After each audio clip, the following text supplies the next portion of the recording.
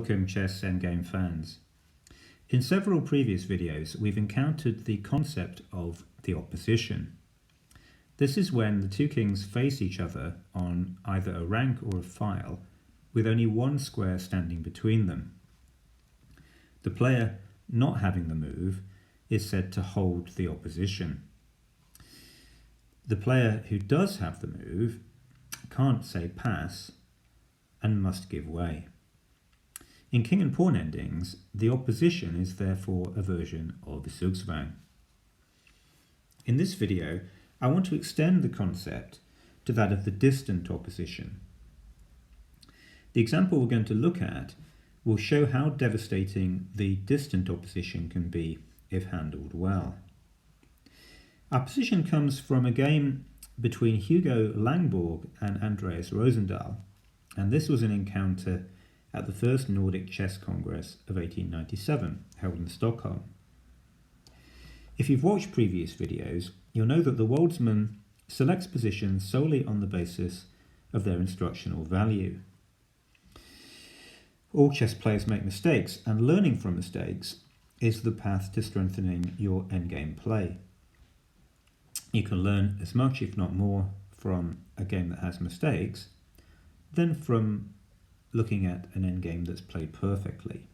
And so I in no way want to belittle Langborg and Rosendahl. Back in 1897, the players didn't have easy access to the wealth of resources available today. In fact, the very first modern comprehensive book on practical endgames was only published by Johann Berger at the beginning of the 1890s. We should regard Langborg and Rosendahl as pioneers of a Nordic chess tradition that eventually gave rise to Magnus Carlsen, the current world champion. So let's examine the position. White's got the move. He's a pawn down though, but his king is closer to the pawns than the black king is, and all of the pawns are on the king side. So what I'll do first of all is to show you the moves that were played in the game. I'll try and explain why I think the players made the decisions that they did, and then we'll do some analysis. So from here, play continued king g3, and black replied with the move king c2. He wants to bring his king over to connect with the kingside pawns.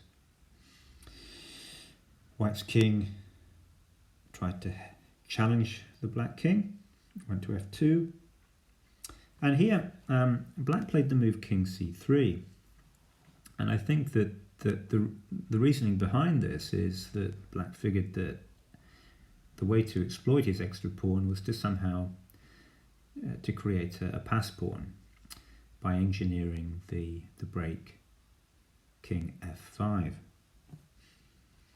White replied king f3, threatening the move king e4, and so black prevented that with king d4. The white king fell back to e2. Black played king e4, opposing the enemy king. And after king f2, black was able to play the move f5.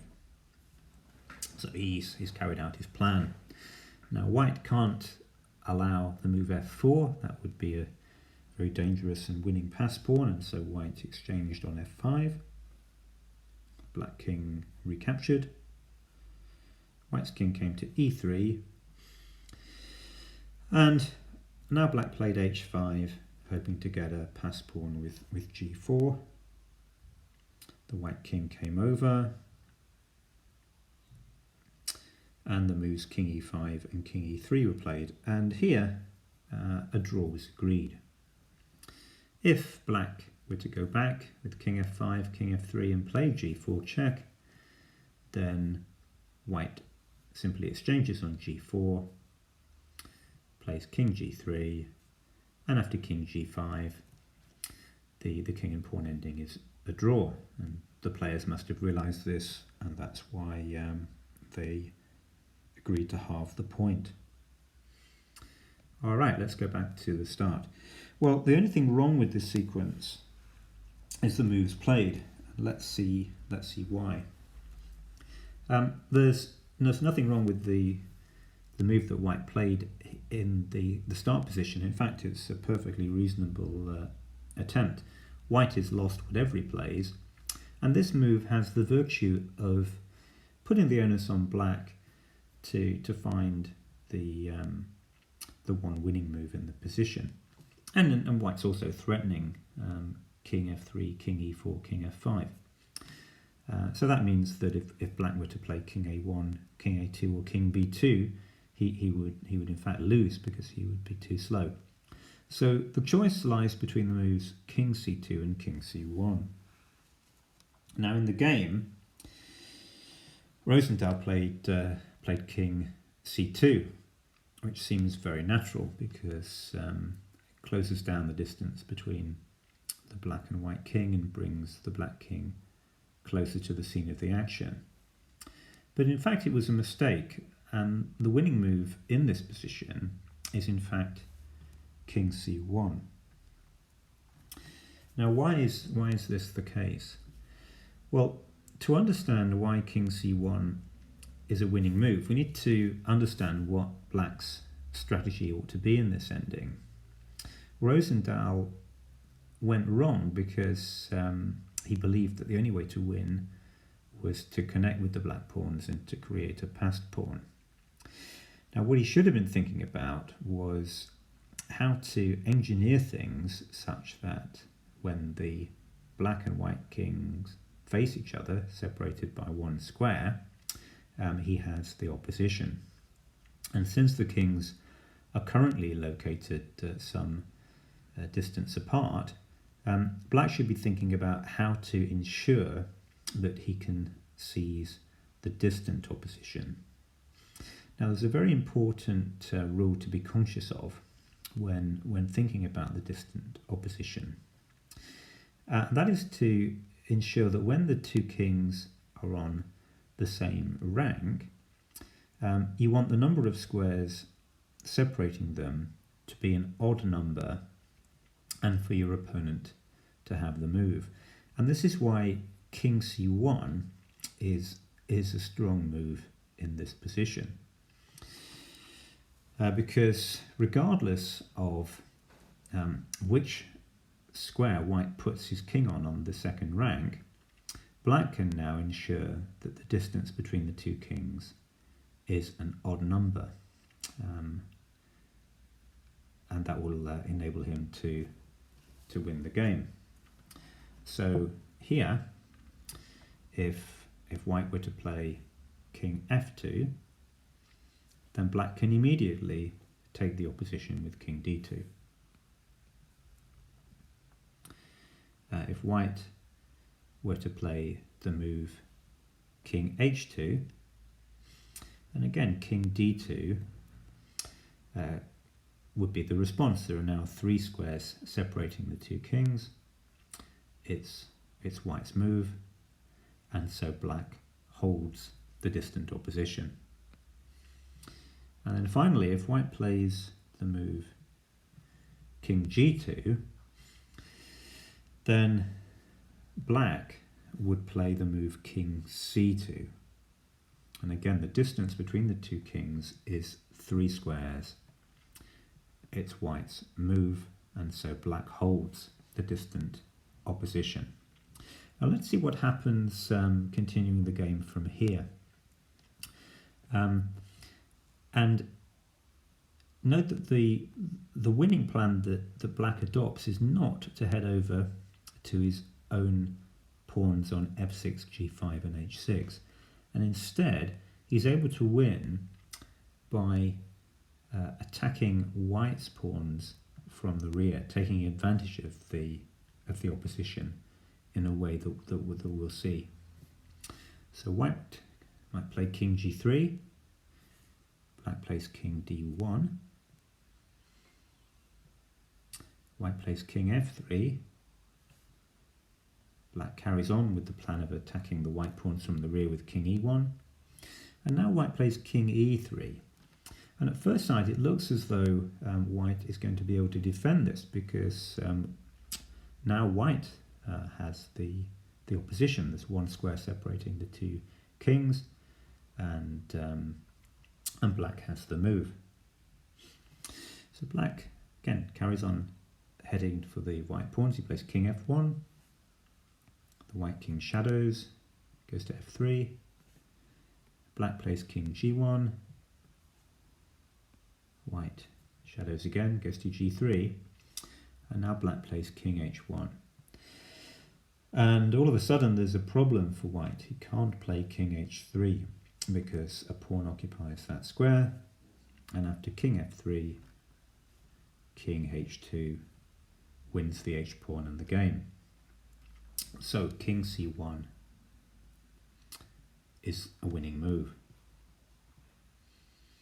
However, in the game, Rosendahl didn't play king c1. Instead he played the natural looking king c2. Now, Langborg, however, played in reply a losing move. In this position, white should play the move king g2 for exactly the same reason as given earlier. After king g2, there are 3 squares separating the 2 kings, but it's black's move, and so white holds the distant opposition. And you'll see that in this position, if black plays king d3, white can parry with king f3. If king d2, white parries with king f2. And if king d1, white parries with king f3, keeping the opposition in each case. However, instead of the move king g2, Rosendahl erred by playing king f2. Now the distance between the 2 kings is an even number, it's just 2 squares. And this should have lost to the move king d2, seizing the opposition and winning with this attack from the rear that we saw a moment or two ago. Langborg, however, instead of playing the winning move, chose a move that was an outright blunder, and he put king c3 on the board. And this illustrates just how powerful the opposition is. King d2 would have won, king d3 would have drawn, but king c3 should have lost to the reply king e3. And now white has the opposition and can shoulder barge the black king, and it's no longer possible for black to prevent white from eating up his pawns that are vulnerable on the king side. The game might have proceeded king c4, king e4, king c5, white cuts across king f5, and now black tries to head off and get counterplay against the white pawns, but he's just going to be far too slow. King takes f6, king e4, king g6, king f3, king takes h6, king f4, protecting the g-pawn, but white has the move king g6, and next move he wins the g-pawn and the game. But Langborg didn't take his opportunity, and instead of the winning king e3, he played king f3, and as we saw, the game ended in a draw. Now, returning to the start position one last time, this position is in fact won for black regardless of who has the move. If it were black's turn to play, can you work out what the winning move is? Okay, well, if you played the move king b2, congratulations. The move king b2 would put both kings on the same rank, and there would be 5 squares separating the 2 kings. That's an odd number, and so black would seize the distant opposition, and that would be sufficient to win. So, summing up, what this video sought to do is to illustrate a very important rule about the distant opposition. And the rule states that when there is an odd number of squares lying between the kings, whoever is to move does not have the opposition. So I hope that this is a very helpful takeaway, and it is something that you'll be able to apply in your own games. Thanks for watching.